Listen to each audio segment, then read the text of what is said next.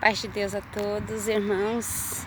Senti no meu coração, nesta tarde, de compartilhar com vocês uma experiência sobre a oração, sobre o poder da oração, o porquê que eu sou apaixonada pela oração, por muitas experiências que eu já vivi na oração, mas uma experiência que eu vivi quando eu tinha 19 anos. Eu nasci num lar espírita e eu tive uma experiência antes de conhecer Jesus. Meus pais tinham um centro espírita e eu não ajudava no centro espírita. Era eu e a minha irmã. Eu tinha 19 anos e a minha irmã tinha 21 anos. Uma família grande, mas estávamos eu e ela e um irmão mais velho morando com meu pai. Essa minha irmã e o meu irmão mais velho trabalhavam com o meu pai no centro espírita. Mas um certo dia meu pai teve que viajar para uma chácara, para nossa chácara no interior, e a minha irmã ficou responsável pelo centro espírita e eu responsável pela parte financeira da casa. Eu trabalhava fora. E um dia à noite, um inverno, meu irmão chegou do trabalho, eram umas 9 horas da noite, e eu tinha chegado do trabalho, eu tinha dado banho nas minhas sobrinhas, filha do meu irmão que tinha acabado de se separar, e tinha posto elas dormirem. Uma tinha 4 e a outra tinha 6. A casa pequena, uma casa de madeira. A gente tinha um fogão a lenha, estava aceso o fogão. E eu estava fazendo um docinho, fazendo um doce de casca de laranja na mesa da sala. E o meu irmão chegou pela porta dos fundos, na lavanderia. E ele deu um grito lá fora, chamou a gente lá fora, né? Eu fui na porta para ver o que estava acontecendo, era ele. Só que quando eu olhei para ele, eu me arrepiei inteira. Foi horrível, um arrepio horrível. E eu vi a presença de Satanás nele. E aí eu chamei a minha irmã, falei: olha, vem ver aqui que é com você. Eu não entendo disso. Eu tinha muito medo dos demônios. Eu não sabia que era demônios, eu tinha medo dos espíritos. Por eu ter medo, meu pai falou assim: então, já que você tem medo, você vai trabalhar fora, né? Por esse motivo que eu não trabalhava no centro espírita. Meu irmão entrou para dentro de casa, sentou na cozinha e ele já manifestou. Aquele demônio dizia ser um espírito de um tio meu que tinha sido assassinado há pouco tempo. E ele começou a ameaçar minha irmã, ameaçar minha família, ameaçar a casa. E eu não sabia o que fazer. Só que eu tinha muita fé em Deus. Muita fé.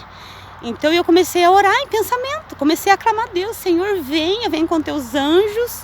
Porque eu sempre pedia e falava para o meu pai que se um dia tivesse algum espírito que pudesse realmente entrar no meu corpo, eu queria que fosse o Espírito de Deus. E meu pai dizia que não, que isso não existia.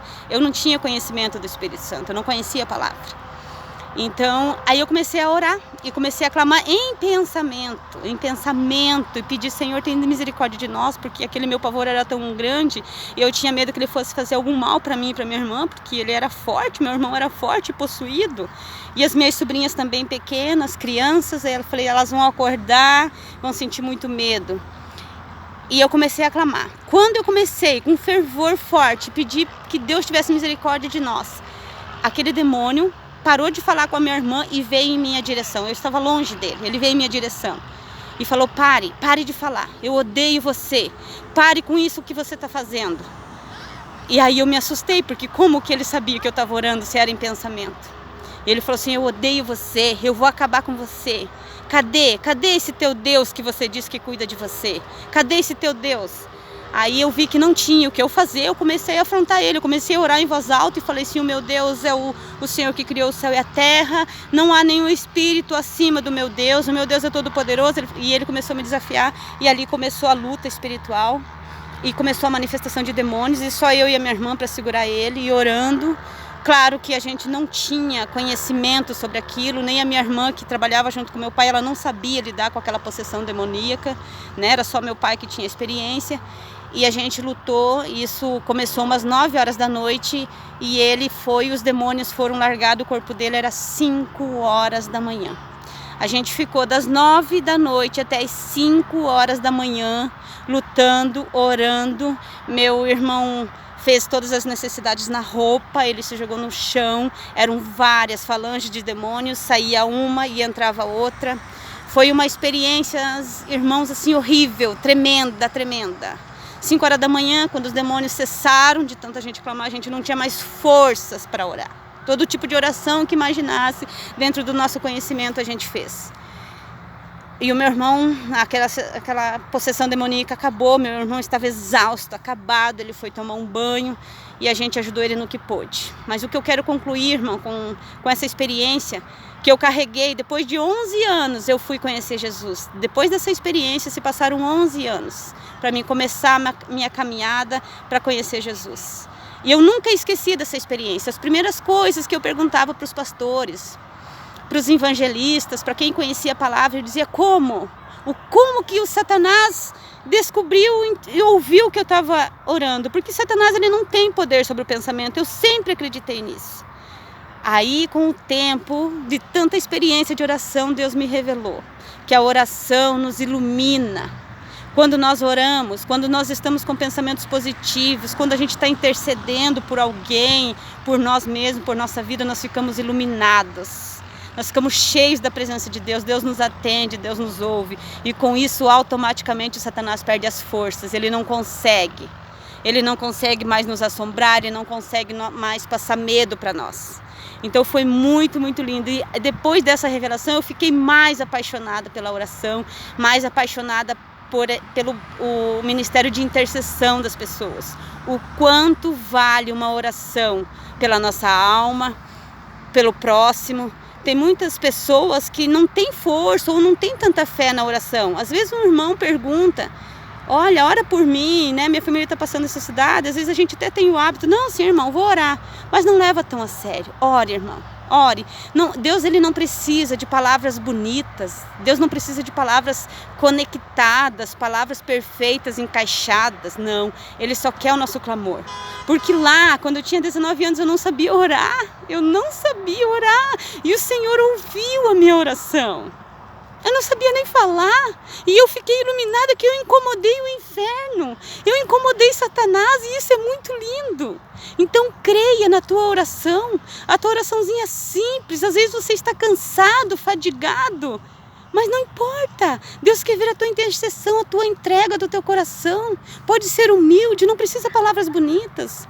Muitas das vezes nós esperamos pela oração de um pastor. Nossa, aquele pastor ora tão bonito, eu quero a oração dele. Às vezes a gente pede assim, eu quero a oração daquela missionária, ela fala tão bonito, ela tem tanto poder, eu queria tanto que ela orasse por mim. É bom, irmão, é muito bom a oração desses intercessores, mas toda a oração é válida, toda a oração nos ilumina, nos edifica, nos ajuda, nos cura, nos liberta. Não precisamos ter vergonha de orar. Não existe oração perfeita, não existe oração poderosa. Todas as orações têm poder, desde que você aquebrante o teu coração na presença de Deus. Deus quer ver a sinceridade do nosso coração, Deus quer ver a humildade e a fé, e você profetizar que só o Senhor é Deus, que não há nenhum espírito acima do Espírito de Deus, que Ele é o Todo-Poderoso, que fez o céu e a terra. Creia nisso, irmãos, creia na tua oração, interceda pelo teu filho, interceda pela tua casa, interceda pela tua cidade, pelo teu esposo, pela tua esposa, interceda, clama, não tenha dúvida, não deixe o inimigo, o Satanás soprar nos teus ouvidos, fazer você calar a tua boca, como ele quis calar a minha boca aquele dia, porque ele sabia que eu ia clamar muito mais a Deus e eu ia conhecer o poder do Espírito Santo. Não deixe ele te calar. Quando vir coisas no teu ouvido, contrários, falar que você não tem força, que a tua oração não está alcançando o céu, que você é um pecador, que você não é digno, que Deus não vai te ouvir, é mentira de Satanás, é mentira. Deus te ama, Deus necessita ouvir a tua voz. Muitas das vezes a gente pensa assim, por que Deus não faz? Se Ele sabe que necessitamos, porque Ele quer ouvir a nossa voz. Então clame, ore, amém? Fiquem todos na paz de Deus.